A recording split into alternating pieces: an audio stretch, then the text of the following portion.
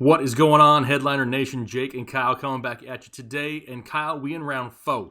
It's time to kick off round 4 of our ADP review, whether we're going to buy or sell some of these guys. And I've cheated. I've looked at the list. It's not much of a cheating because I had to ask you for your answers anyway. But we disagree on a few games here in this round. And it's going to be a little bit interesting going back and forth because there's some names in the 4th round that a lot of people have questions about. This is where, like you said, the questions started to come into play. Some of the, do I go here? Do I go this way? What do I do? Some of you have already started either running back. So now you need to decide, is it a good time to go wide receiver? Now is it time to go back to running backs? Whatever it may be. This is where your draft strategy really starts to kind of formulate. Yep, absolutely. There's some key names here in the next, 4, 5, and 6 rounds that you really need to pay attention to, and we're going to try to bust them out for you as quick as we can here this week, so make sure you stay tuned. The first name, though, Kyle, we're going to kick off the 4th round. The 4.1 right now is Cooper Kupp, and myself, I have said here for a few weeks, maybe months at this point, that I do expect the Kupp to runneth over in LA. Now, I like Robert Woods also. I think that he is the safer option of the two, but Cooper Kupp here in the 4th round, to me, you kind of know what you're somewhat going to get, right? He's going to get a target share. Yes, there was times last year where you were disappointed in his production, but what really saves him on a weekly basis is his touchdown upside. That's where Jared Goff really looks for him. And the Tyler Higbee experiment, as much as a lot of people want to bring that up, I don't think that kills Cooper Kupp here this year. Yeah, and if you look at the 4th round for me as we progress through, I've got a lot of sales in this round. Okay, I'm selling everything. You have nobody left to pick, Kyle. Almost, you have you're almost selling everybody. But honestly, one of the reasons is because there's really only a few guys in this round that I'm comfortable. Like if I drafted the beginning of the 4th, I would take these guys early on, and we'll see as we go that way. But I got questions last week too, like you're selling like 6 guys in this round. How is that? Well, just because I'm not taking them here at the, the 4.1 doesn't mean I wouldn't take him at the 4.12 or something like that. Mm-hmm. So in this ADP draft spot, would I take Cooper Kupp? No, because I'd rather have some guys later on because I'll take his teammate, Robert Woods, in the 5th round. Call him by his real name, Kyle. Bobby Trees. All right, 4.2.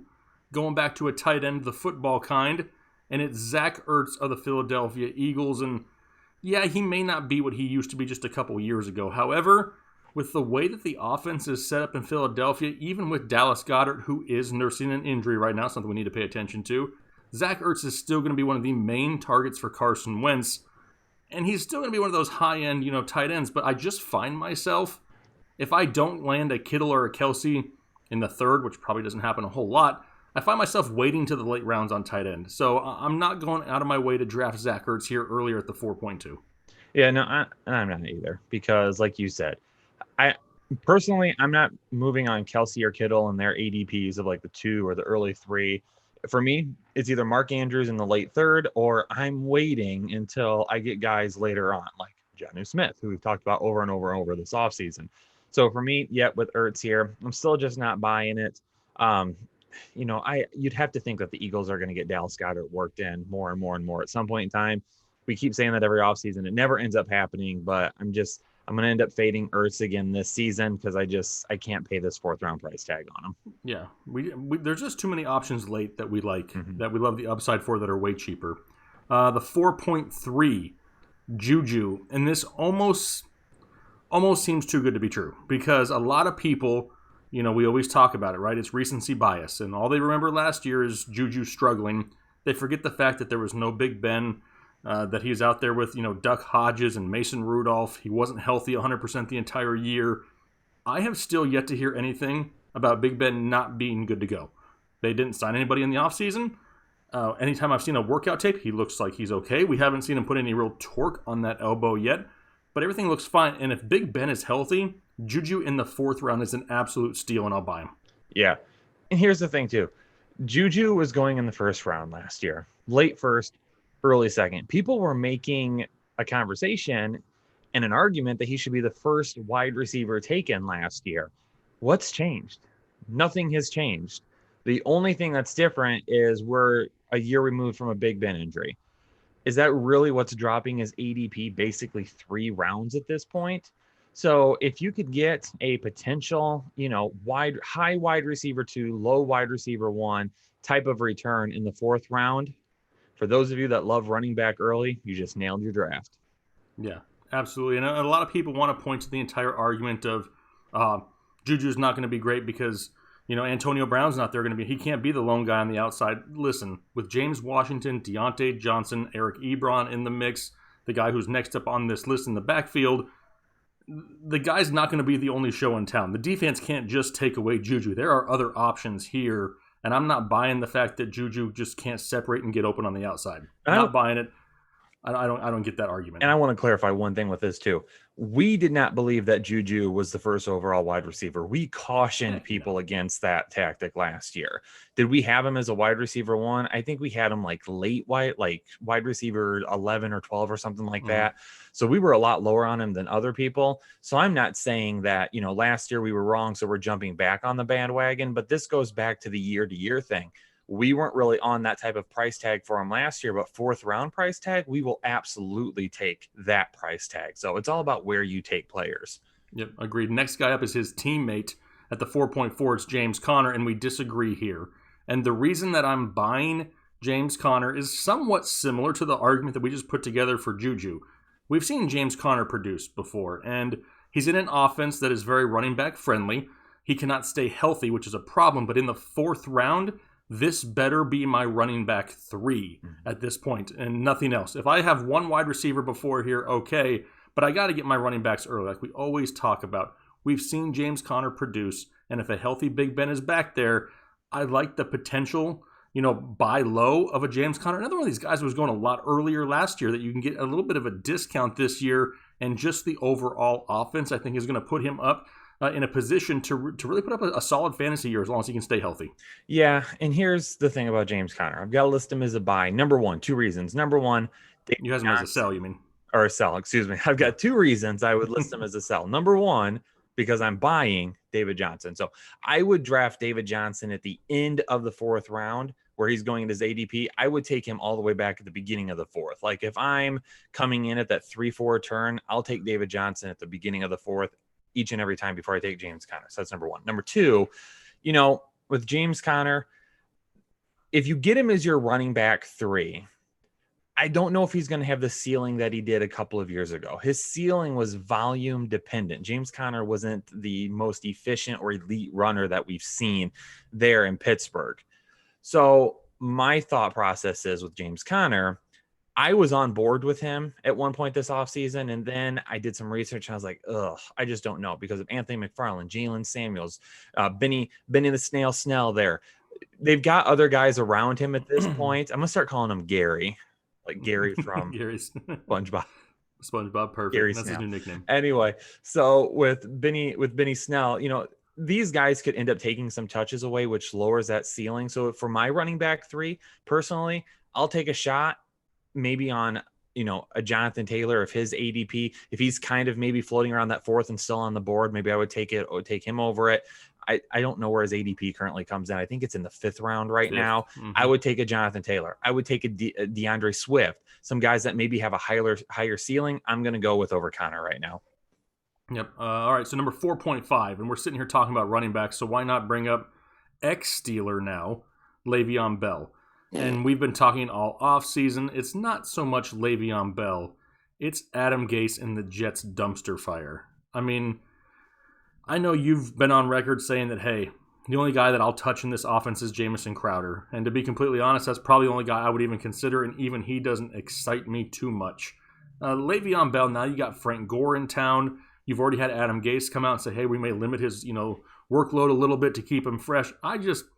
I don't want any part of this. I don't trust Adam Gase. I don't trust the Jets offense. And even though it's a great price for Le'Veon Bell, the other 2 names that we just talked about with David Johnson and James Conner, I would much rather have over Le'Veon Bell.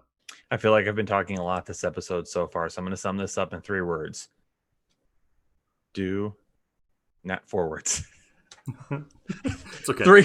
I was going to say don't, and then I said do not. Okay, don't do it. Close. 3 words. My bad. Don't do it. That's right. All right, 4.6. So I don't want you to do any more math over there. 4.6 is Calvin Ridley, Atlanta Falcons. And we've been talking about Calvin Ridley for a few months, and a lot of people want to go out there and say, hey, this guy is going to be a top 12 wide receiver. I'm pumping the brakes a little bit. I'm not going to say he's going to be that high, But Calvin Ridley in the 4th round is definitely somebody who I will take a chance on because the potential ceiling is absolutely huge for him. We kind of saw it, in glimpses last year. The defensive attention is going to be on Julio Jones. It's going to be in the backfield at Todd Gurley. Calvin Ridley could absolutely feast this year, and I'll buy him here in the 4th. Yeah, maybe he's a little bit of a roller coaster this year. Maybe he's not going to finish overall as a wide receiver 1, but, if he scores a touchdown, he could potentially have some wide receiver 1 weeks.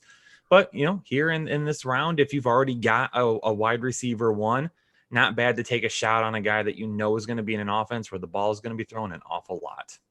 Yep. Next up, 4.7, Russell Wilson. Love Russell Wilson. Love the consistency of Russell Wilson.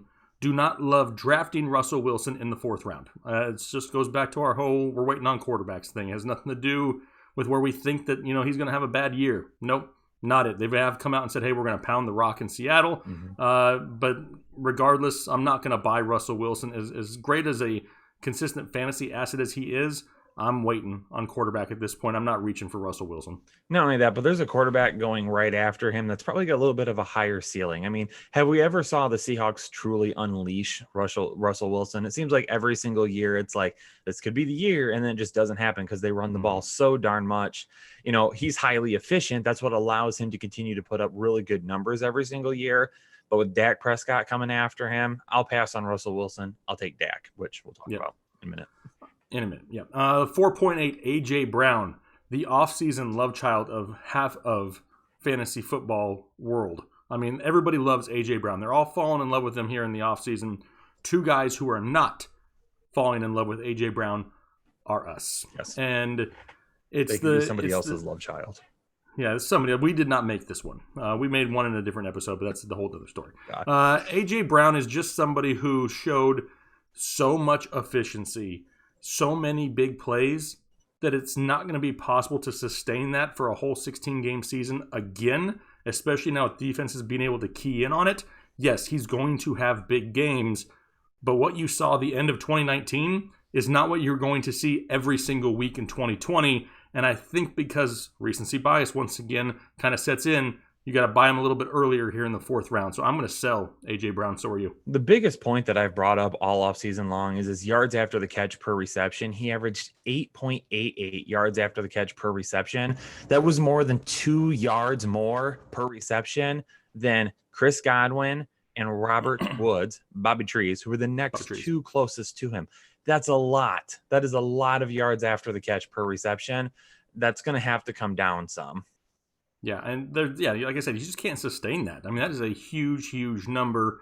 Not that there's anybody in that offense, maybe outside of the tight end, Jonnu Smith, that really can challenge for some heavy targets, but I'm not buying just big plays. I want to have a little bit more safety here in the 4th round. Next guy up, 4.9, the guy who you just mentioned, Dak Prescott. We've been on the Dak bandwagon for years. We were on it before it was even the cool thing to do. You have him as a buy. I have him as a sell. I love Dak Prescott, but my limit is 5th round, Kyle. If I can't get Dak or Kyler in the 5th, then I'm totally waiting. Those are the only 2 guys that I have a chance that there's a possibility they could be there. If they are, I'll take them in the 5th. Any earlier, I got to wait. So I'm going to go ahead and sell Dak Prescott, even though I love the potential of him with a 3-headed monster of CeeDee Lamb, Michael Gallup, and I'm going to say lastly, Amari Cooper. Well, how could I make Dak Prescott one of my must-have quarterbacks for a 3rd straight season and not take him at his ADP? Now, in the past, you could get him in like the 10th round, which is a lot better than the 4th, but you know what? He's going to have one of the highest ceilings outside of Patrick Mahomes and Lamar Jackson this year. He's going to throw the ball an awful lot. This is an offense that's going to throw the ball an awful lot, and he's got a ton of weapons around him. If I've got 2 running backs and I've got my wide receiver 1 already, and I'm desperate, like if you're one of those people out there that's like, I have to have a quarterback early, I'm okay with taking Dak in the 4th. Yeah, if that's you, but don't have that be you. There's great options, even though I love Dak. Another quarterback right after him, 4.10, Deshaun Watson. We both have him as a sell, and it's really going to be the story of 2 years for Deshaun Watson. If all of his wide receivers, who are all injury prone, stay healthy for 16 games, Deshaun Watson's going to be a monster. However, I just said all of his wide receivers are injury prone. You got Brandon Cooks, Randall Cobb, Will Fuller. There's going to be a potential there to be out some weapons on a weekly basis. And if the team struggles with injuries, kind of like they always do, Deshaun Watson could struggle along with them. Yep. And, with Deshaun Watson, I actually just wrote an article for Patreon. So anybody that's an exclusive member of Patreon, you can go over and see it. If you haven't, you can join up now and you can see that article. But it really focused on quarterbacks and what they do under pressure in the pocket. And there was some things when I was looking through it that really concerned me about Deshaun Watson for this year. And it directly ties to him not having DeAndre Hopkins. So, I mean, I already was kind of out on Deshaun Watson this year, but that really put me even further out on him. If you haven't had a chance to check that out, go do it. If you haven't joined Patreon, you can do that. $5 a month, you can get that article and more. It's just, after looking at it, it was like, it could end up being a pretty bad year for Deshaun Watson. A lot of up and downs. Yep, absolutely. Next up, 4.11. We talked about him towards the beginning of the show. It's David Johnson. And at this point, the risk is minimal for the potential ceiling that you have with David Johnson. He has left a sour taste in a lot of people's mouth after last year. A lot of people got burned by David Johnson. A lot of people want to say to take David Johnson super early. Don't do that. Let him fall to the fourth where his ADP is at and reap the benefits and take less risk at getting him then. If you reach for David Johnson, you're increasing your potential risk. We're trying to limit risk. The reason he's a buy for us is because of the ADP and the potential that he has. In this offense that produced Carlos Hyde as a 1,000-yard rusher, I like the chances of David Johnson going out there having a great year if he can stay healthy. A name that a lot of people don't want to talk about, Duke Johnson, one of our all-time favorites, Kyle. I'm actually going to be bringing up Duke in a show here this upcoming week, just to throw it out there to the people. I'm just lobbing a softball just because I want to bring his name up. I'm going to have to go get my towel again. Oh, Lord. Okay. Anyway, I mean, Duke Johnson has an opportunity to be somewhat involved in this offense, but David Johnson getting the bulk of these carries. If these wide receivers can't stay healthy, we could see a lot more David Johnson. Oh. You mentioned Duke Johnson one too many times. I get excited over here. But the Duke. I just talked about David Johnson on my must-have video the other day. And absolutely, 100%, the reason why is because of the ADP and the situation that he has fallen into. And not only that, Bill O'Brien gave up DeAndre Hopkins to get him. Even if David Johnson isn't doing that great to start, he is going to run him into the ground because he is going to have to show people that trade was worth it. Yeah. His job may be on the line if it's not. Mm-hmm. Maybe. I mean, at this point, he's made so many bad decisions and still has a job. I guess it doesn't really matter. By the end of the season, he's probably going to be the owner as well. I mean, he'll probably get promoted. Job. They'll miss the playoffs and he'll get promoted. Watch. He's going to be commissioner next year. That's right. Hey, I can't be much worse. All right, 4.12. Last pick of the fourth round here is Tyler Lockett. Now, Tyler Lockett, another one of these names that a lot of people were excited for last year. Started off great and totally disappeared. Ended pretty well. I'm selling Tyler Lockett, and the main reason, I love DK Metcalf.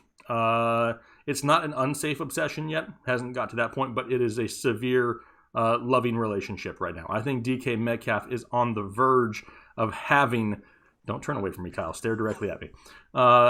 He's having a huge year. I mean, look what this guy did with minimal targets. I mean, I think he was right around 100. If he can get up there to that 120, 130 with his big play potential, and he led the league in end zone targets, sign me up. I love some DK Metcalf here this year, so I'm going to pass on Tyler Lockett.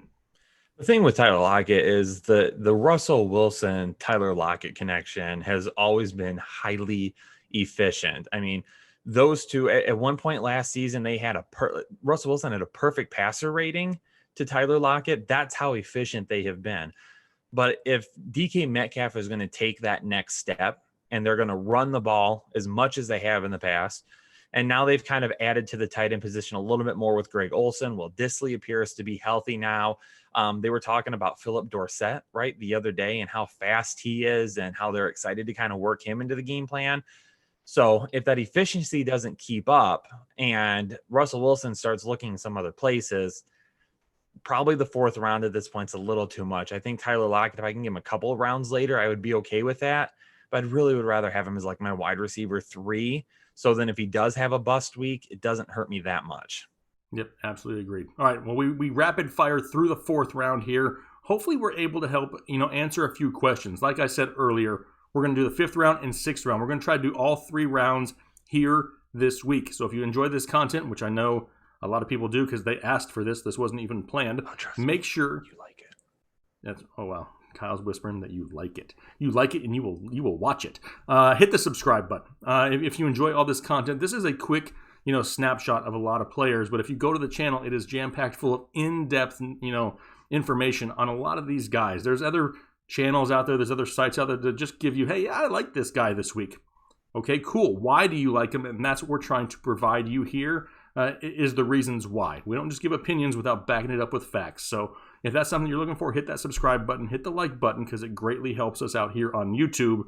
And Kyle, we made it through another round, Kyle. So thank you for joining me here once again. I know the people, they're blessed with your presence, because if it's not you, we get the other dude, Swag Rich, and sometimes people still need to see Kyle every once in a while. I might be replaced here before too long. But you may be replaced with Swag Rich. If y'all love this ADP buy or sell we do, then in the comments below, just simply type out, "Thank you, sir. May I have another?" Please, sir, may I have some more? Whatever you want to do. It's awesome. But hey, hopefully you guys have a great rest of your week. We appreciate the support, and we'll talk to you later. Thanks.